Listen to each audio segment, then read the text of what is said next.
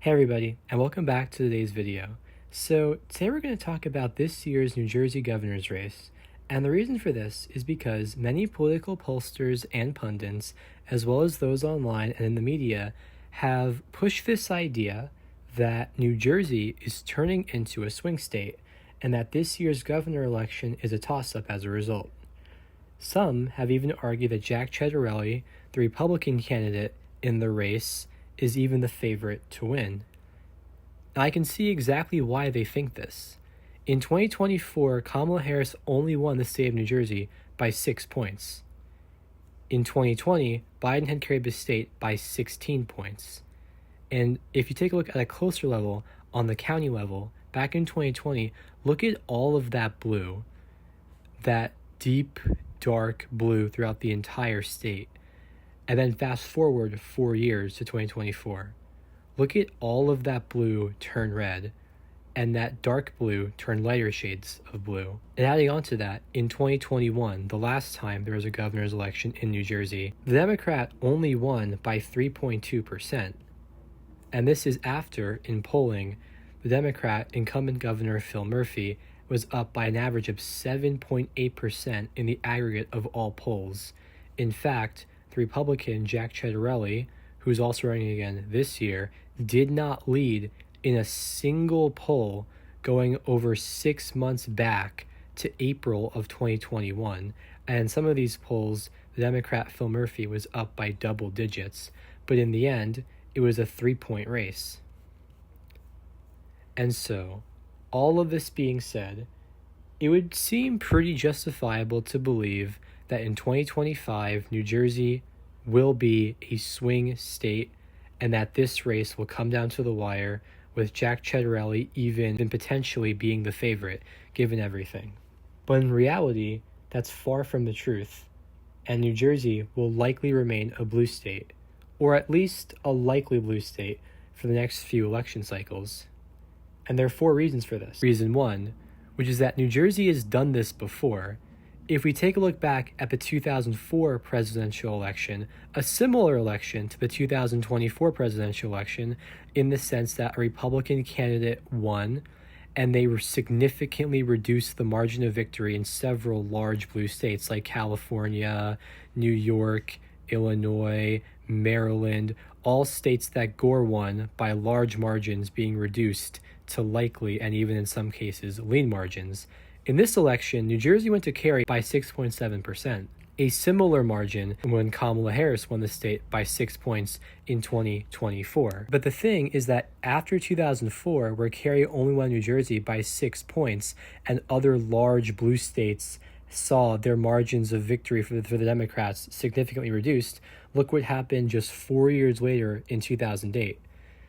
New Jersey goes Democrat by almost 16 points, and there's a massive surge in Democratic support back in California, in Illinois, in New York, in Maryland, and in New Jersey, of course.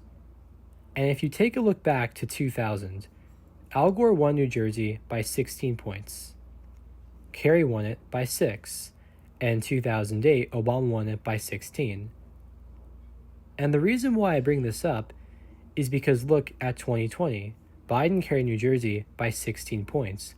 Coincidentally, the exact same margin that Gore won it by in 2000. And 2024, Harris won it by 6 points. Again, coincidentally, the same margin that Kerry won New Jersey by in 2004. And in 2008, you know what happened. And again, I'm not saying that in 2028, the Democrats going to win New Jersey by 16, 17 points again. I'm simply saying this is not the first time that New Jersey was won by a large margin, significantly reduced in a year where blue states across the country saw their margin of victory for the Democrat re-reduced, and then go right back to being a historically blue state. And that's actually a perfect segue into the second reason, which is the parallels it has to Texas. Texas is similar to New Jersey in the sense that it is historically a very partisan state, in Texas's case favoring the Republican Party, until there was some talk about it potentially becoming purple, becoming a swing state, and eventually, finally, voting for the opposite party.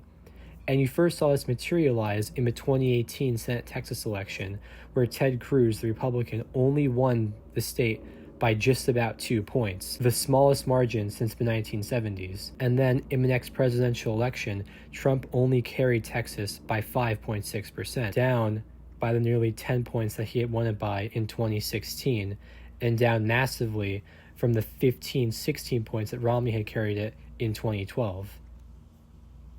But look what happens in 2024. The state goes right back to voting for the Republican by 14 points. And the Senate election after this, also in 2024, the Republican Ted Cruz wins again by about 9 points this time. Texas did not become a swing state, and the comparisons to New Jersey are there. Now, obviously, 2024 was a red wave year that definitely inflated this margin of victory by a bit. But ever since this 2018 election, Democrats have not been able to win in Texas. They failed in the 2020 Senate election. They failed to flip it in the 2020 presidential election, although it got closer. And they failed in 2024. And then nextly, you have the third reason, which is the current polling coming out of New Jersey right now. As of July 2025, it's still pretty early in the race. There have only been a handful of polls conducted, but in every single poll, the Republican Jack Ciattarelli is down, including in Republican internal polls, which, for those of you who don't know, are polls conducted that generally have a right-wing bias to them, oversample Republicans, and will sort of inflate the Republican candidates' numbers. And even in those polls, Ciattarelli is still down by 5 points, 7 points, even 3 points, and that's the best poll for him. He is still down by 3 points. Now, obviously, as I said before, it's July. There's still several months before the election.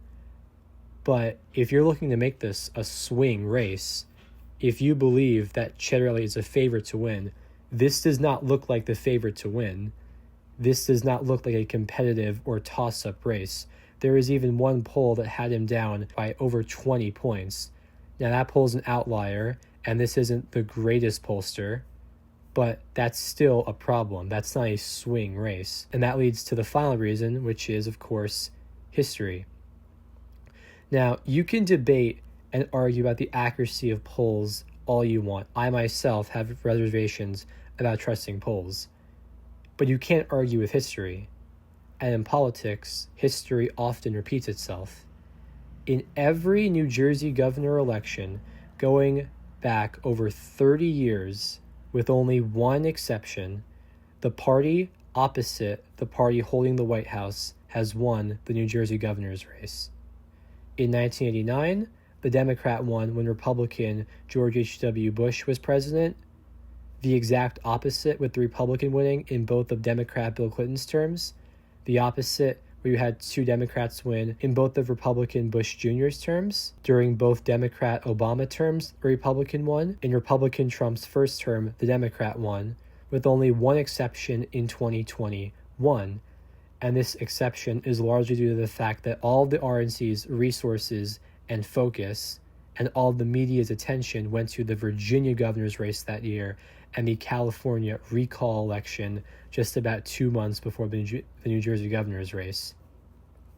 And it's really hard to buck this historical trend that in the last 30 years has only been wrong once, which is often seen as a fluke. Which then leads into my prediction as of now. Now, this is not a final prediction. That'll probably come in the days leading up to the November 4th general election. But Kamala Harris in 2024 won the state by 6 points. In my view, that is the floor. In an absolute worst-case scenario, Mikey Sherrill, the Democrat, will win the state by, at her worst, 6 points.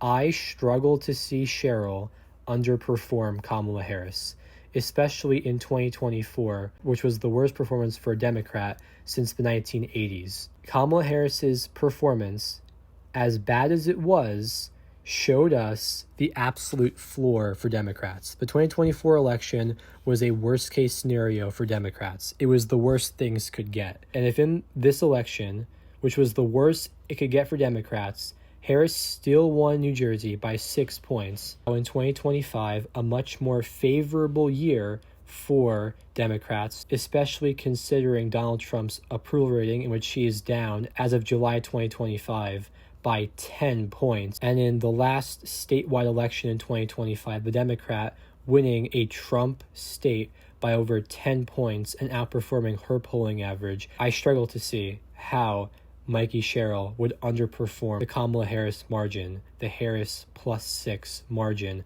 let alone how Jack Ciattarelli has a pathway to victory. And so as of now, I would say that if the 2025 New Jersey gubernatorial election were held today in July 2025, that Mikey Sherrill, the Democrat, would win by about 7 to 8 points. That will obviously change by the time November comes along, but that would not be an unreasonable prediction. Keep in mind that in 2017, in Trump's first term, the Democrat won by 14 points. So a 7 to 8 point margin is absolutely on the table. But those are just my thoughts. And so thank you all for watching, and I hope you enjoyed. Feel free to share your thoughts and opinions in the comments below. Like and subscribe. Thank you, and have a nice day.